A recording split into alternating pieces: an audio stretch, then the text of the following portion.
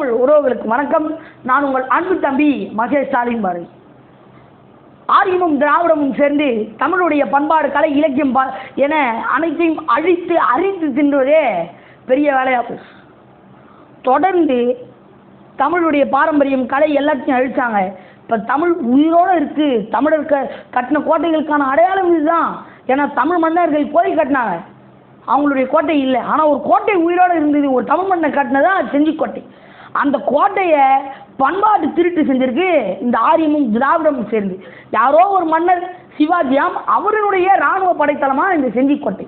இதை தேசிங்கு ராஜா அவர் கட்டின என்ற மன்னர் கட்டினாரு அப்படின்னு யுனெஸ்கோ அங்கீகாரம் கொடுத்து, அதை நாம் தமிழர் கட்சி தேசிங்கு ராஜா என்ற செஞ்சிக்கோட்டை, கோனேரி கோட்டை மீட்பு போராட்டம் நடத்தினாங்க.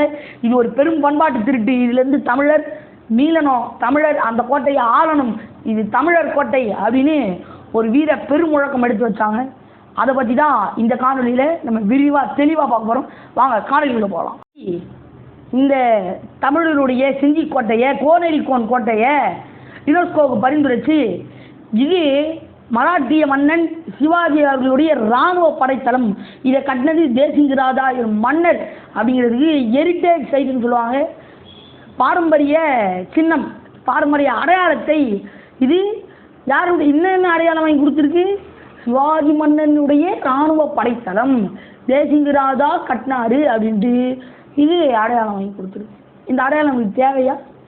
இதை இங்கே இருக்கக்கூடிய தமிழ்நாட்டை ஆளக்கூடிய ஐயா திராவிட நாயகன் மு.க. ஸ்டாலின் அவர்கள் எதிர்ப்பு தெரிவிக்கல, ட்வீட் போட்டிருக்காரு. பாராட்டுக்கள், சிறந்தது, வாழ்த்துக்கள், தமிழ்நாட்டில் இருக்கக்கூடிய கோட்டைகளை அறிவித்ததுக்கு மத்திய அரசுக்கு வாழ்த்துக்கள், யுனெஸ்கோக்கு வாழ்த்துக்கலாம். அறிவு இல்லை. ஒரு தமிழருடைய கோட்டை தமிழ் மன்னர் தான் கட்டினாருன்னு தெரியும், அங்கேயே வேற போட்டிருக்கு ஆனந்த கோன் கட்டினாரு, அதை இவங்களாம் விரிவு செஞ்சாங்க அப்படின்னு அங்கேயே போட்டிருக்கு. அப்போ எவனோ ஒருவன் வந்து சொந்தம் கொண்டாடுறாரு. நீங்கள் மண்ணை திருடுவீங்க, மலையை திருடுவீங்க, அதை கமிஷன் வாங்கி தின்னுவீங்க. இப்போ கோட்டையை திருடுறாங்க, விட்டு வேடிக்கை பார்க்குறீங்க. இது நீங்கள் திருடல, யாரோ திருட்டாங்க, அதை கூட விட்டு வேடிக்கை பார்க்குறீங்க. அந்த திருடு கூட தடுக்க முடியாதா? தெரியும். இது போன்ற பண்பாடு, தமிழர்களுடைய வழிபாட்டு முறை, எதையாவது ஒன்று தொட்டா வீரத்தமிழர் முன்னணி வெல்வதே நம் இலக்கு. வீரத்தமிழர் முன்னணியினுடைய எங்கள் பகுதியினுடைய மாநில ஒருங்கிணைப்பாளர் ஐயா திரு சே பாபு அவர்கள் வந்து எங்களை வந்து இங்கேருந்து செஞ்சு கூட்டு போகிறதுக்கு ஏற்பாடு பண்ணாங்க. அதற்கு ஒரு சிறிய பேருந்துல போனோம். அதாவது வேன் இருக்கு இல்லையா, வேனில் புறப்பட்டு நாங்கள் போனோம். நிகழ்ச்சி ரொம்ப சிறப்பாக இருந்தது. இது முக்கியமான இதில் சொல்லணும் என்னென்னா, நாங்கள் போயிட்டு தேநீர் அருந்திட்டு இருந்தோம். அப்போ கூட்டம் குறைவாக இருந்தது, ரொம்ப குறைவாக இருந்தது. கூட்டமே இல்லையே அப்படின்ற மாதிரி ஒரு மாதிரி பார்த்தோம். அப்போ இருட்டுச்சு. எங்கள் அப்பாலாம் கேட்டால் இந்த மழை பெய்யுமாடா அப்படின்னாரு. தெரியப்பா, பார்த்தா பெய்கிற மாதிரி தான் இருக்குது. ஏன்னா நல்ல மழை பெய்ய போகுது அப்படிங்கிறது வானம் தெரிவிச்சிருச்சு. செமையான மழை இருக்குது, நீ செமத்தியான மழை அப்படின்னு தெரிவிச்சிருச்சு. ஆனால் அது அரை மணி நேரத்துக்குள்ளேயே பெஞ்சிடும் அப்படிங்கிறத தான் யாரும் அங்கே எதிர்பார்க்கல. ஆனால் நாங்கள் அனைவரும் போய் உக்காந்துட்டோம். நான் முன்வரிசையில் உக்காந்துட்டேன். எங்கள் அப்பா இன்னைக்குனா எப்போனா மழை வந்துடலாம் அப்படின்ட்டு அவர் உடம்பு சரியில்லை இந்த காரணத்தினால பின் உக்காந்துட்டார். ஓரமாக தான் போய் உக்காந்துருந்தார். மழை வந்தால் உடனே எழுந்திரிச்சு போயிடலாம் அப்படின்னு. அவருக்கு அன்றைக்கி உடல்நிலை சரியில்லை.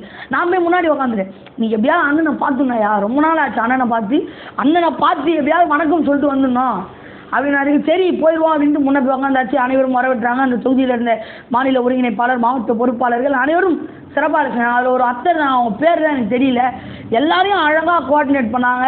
நீங்கள் எங்கே உட்காருங்க, அங்கே உட்காருங்க, நாங்கள் மகளிருக்கு முன்னுரிமை கொடுத்து சீமானவர்களுடைய பேச்சை கேட்குறோம் அப்படிங்கிறதுக்காக அனைவருக்கும் ஏற்பாடு பண்ணி கொடுத்தாங்க. நான் வேட்பாளர் அறிமுக கூட்டத்தில் கூட அதை நான் பார்க்கல. ஆனால் இந்த கூட்டத்தில், செஞ்சிக்கோட்டைக்கு மீட்பு கூட்டத்தில் அருமையாக இருந்தது. சரி, கூட்டம் தொடங்கிடுச்சு. பறை இசை, குறிப்பிட்டு பறை இசை நான் சொல்லணும், எனக்கு ரொம்ப ஆர்வம். பறை இசை மூலமாக இது வரைக்கும் பறை இசை இசைப்பாங்க, அவங்க மட்டும் அடிச்சுட்டு போயிட்டே இருப்பாங்க. அது சில இசைக்குழு நல்லா இசையமைச்சிருக்காங்க, இல்லைன்னு சொல்ல முடியாது. ஆனால் அன்னைக்கு பண்ண ஞாயிற்றுக்கிழமை அன்று பண்ண பறை இசை தமிழ்நாட்டின் ஒட்டுமொத்த அரசியல் நிலையும் எல்லாருக்கும் புரியுது.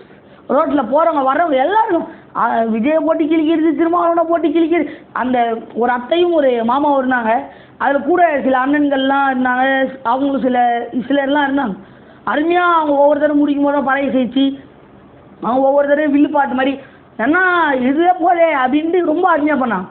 மழை பேஞ்சிக்கிட்டே இருக்குது. ஒரு தடவை பரிசை செய்யும்போது பேசிட்டு மறுபடியும் வந்துட்டோம். யாருமே அசரல. சீமான் பேசி முடிக்கிற வரைக்கும் மழை பெஞ்சிட்டு யாருமே அசரல. யாருமே சரி மழை பெஞ்சா பெஞ்சிட்டு போகுது.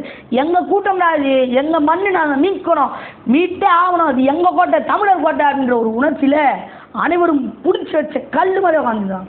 மழை அவ்வளோ பெய்து யாரும் தெரிவிக்கல, அவ்வளோ உணர்வு. பேருந்தில் போகும்போது ஒருத்தர் சொன்னாங்க, யாரோ அந்த வன்னியர் அமைப்பில் வந்து சீமானவர்கள் இந்த கோனேரி கோன் பிரச்சனையை பேசக்கூடாது, அடுத்து காவல்துறை கிட்ட கடிதம் தான் அவங்க கொடுத்ததா ஒரு செய்தி இருக்குது அப்படின்னு சொன்னாங்க. அதுக்கப்புறம் நாங்கள் அதை கண்டுக்கல. நாங்கள் எங்கள் அப்பா, நானும் முன்னாடி போய் உட்காந்துட்டு, எங்கள் அப்பாவுக்கு உடல்நிலை சரியில்லை, அதனால் மழை பெஞ்சிடும் அப்படின்ற காரணத்தினால பின்னாடி போய் உட்காந்துட்டாரு. அப்புறம் நானும் முன்னாடி போனேன். அப்புறம் அண்ணனுக்கு கூட புகைப்படம் எடுக்கணும் போனப்போ பேசுகிறா அப்படின்னாரு. இல்லை முடியாதுன்னு, தொண்டை கட்டியிருக்கு, கலாச்சார நிகழ்வுக்கு போயிருக்கேன், நம்மளால முடியல அப்படின்னா. அப்புறம் அவர் புகைப்படம் எடுத்தார். புகைப்படம்லாம் எடுத்ததுக்கப்புறம் அந்த சண்டை நடந்ததுல அது வந்து ஒரு பிரச்சனை இருக்குது. எங்கள் அப்பா வந்து தேநீர் குடிக்க போயிருந்தாரு, சொன்னேன் இல்லையா, உடல்நிலை சரியில்லாத காரணத்தில் தேநீர் குடிக்க போயிருந்தாரு. அங்கே எதிர்க்க தான் தேநீர் கடை குடிக்க போயிருந்தப்ப யாரோ அந்த கூட்டு சேர்ந்து ஒரு சங்கதி பேசினாங்களாம். இந்த மாதிரி குடிச்சிட்டு பிரச்சனை பண்ண தயாராக இருக்கானுங்க, ஏதோ பிரச்சனையாகும் போல இருக்குது அப்படின்னு. ஒரு செவி வழி செய்தி தான், அது உண்மை கிடையாது, ஒரு செவி வழி செய்தி. அந்த செய்தி வந்து எங்கள் அப்பா தேநீர் குடிக்கும்போது கேட்டிருக்காரு. இந்த சண்டையெல்லாம் எங்கள் அப்பாவுக்கு நடந்ததெல்லாம் தெரியாது. ஏன்னா நான் முன்னாடி இருந்தேன், நான் பார்த்தேன் ஏதோ நடந்தது. அண்ணன் போய் யார் வீணும் சண்டை போட்டாங்க, உமா இந்த அண்ணெல்லாம் பிரச்சனைலாம் பண்ணாங்க, கத்துனாங்க, அதெல்லாம் நான் பார்த்தேன். அப்புறம் வந்துட்டாங்க.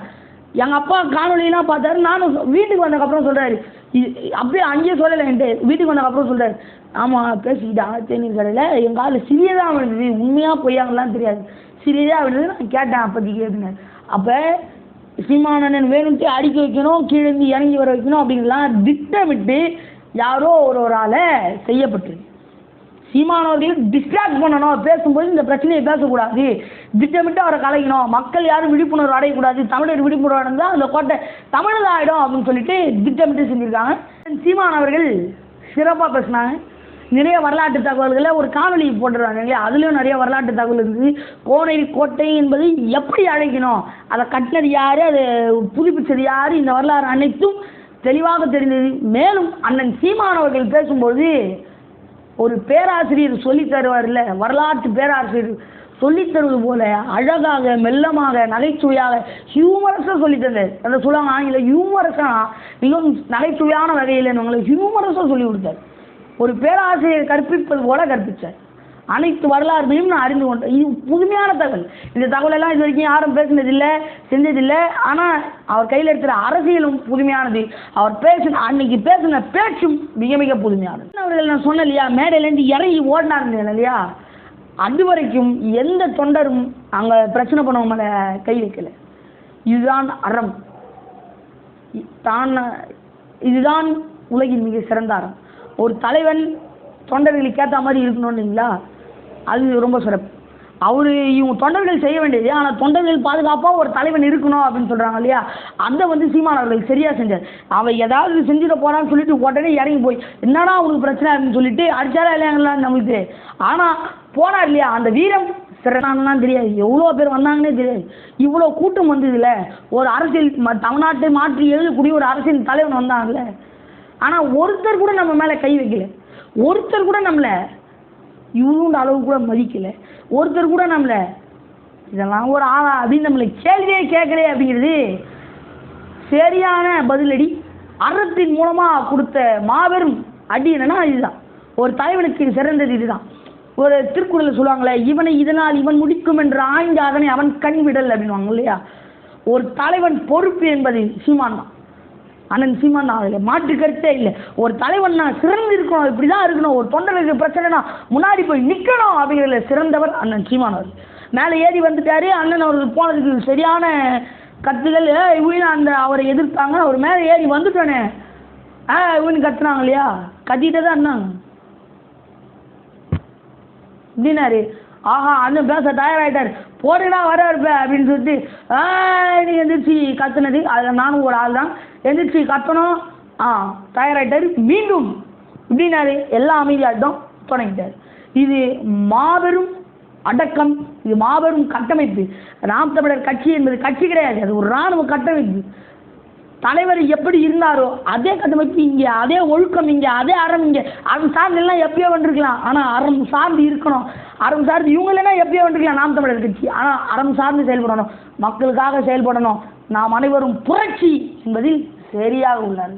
அதே போல் இந்த இங்கே யாராவது சண்டைக்கு போகிறாங்க, அண்ணன் சீமான் அவர்களுக்கு சண்டைக்கு போகிறாங்களே டே அப்படின்னு போனார்ல, இதுவே ஒரு தலைவன் இருக்கான், அவன் ஒரு இட்டு போனவன் ரீல் ஓட்டுறவன், அவன் வந்து போயிருந்தான்னு வைங்களேன், அணிலே அணிலே மரத்து மேலே ஏறாத, அணிலே வயரை கடிக்காத, அணிலே மரத்து மேலே ஏறாத, அணிலே சாரை தூக்காத, அணிலே சாரை உடைக்காத, அணிலே கொடி கம்பத்தை திருடாத, அணிலே பேரிகாரை உடைக்காத, அணிலே செடியை உடச்சி போடாத, அணிலே பேனரை கீக்காத அப்படின்னு கத்த கிடையாது. அனைவரும் அமைதியாக என்ன செய்யணுமோ அதை தெளிவாக செஞ்சாங்க. அதுதான் இராணுவ கட்டமைப்பு, அதுதான் நாம் தமிழர் கட்சி. நாம் போனதுக்கு செஞ்சிக்கோட்டையினுடைய வரலாறு, கோனேரி கோன் அவர்கள் கட்டின கோட்டையின் வரலாறு, அந்த கோன்களுடைய அனந்த கோன், கிருஷ்ண கோன், கோனேரி கோன் இவங்களுடைய வரலாறு தெரிஞ்சுக்கிட்டேன்.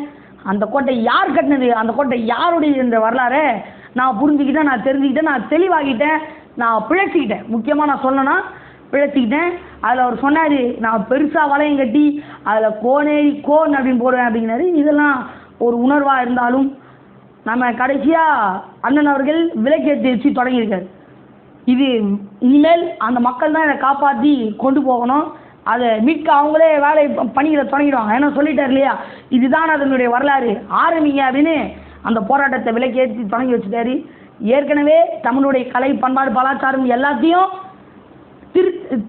திருந்தி அதை சொல்லுவாங்க இல்லையா, திருச்சி எழுதியிருக்காங்க அப்படின்வாங்க இல்லையா, திருச்சி எழுதினதை திருத்தி எழுத ஆரம்பிச்சிருக்காரு, அதுக்கு விலக்கி ஏற்றிருக்காரு. அதை நம்ம தான் பிடிச்சிக்கிட்டு தமிழுடைய வரலாறை திருத்தி சரியான வரலாறாக எழுதணும். நம்ம ஆங்கிலத்தில் சொன்னோன்னா we are going to rewrite the history. நாம் வரலாற்றை மாற்றி திருப்பி எழுத போகிறோம். வரலாற்றில் மட்டுமல்ல அரசியலையும் நாம் தான் 2026 படைப்போம் புதிய அரசியல் வரலாறு. நாமே மாற்று, நாம் தமிழரே மாற்று. நன்றி, வணக்கம். நாம் தமிழர்.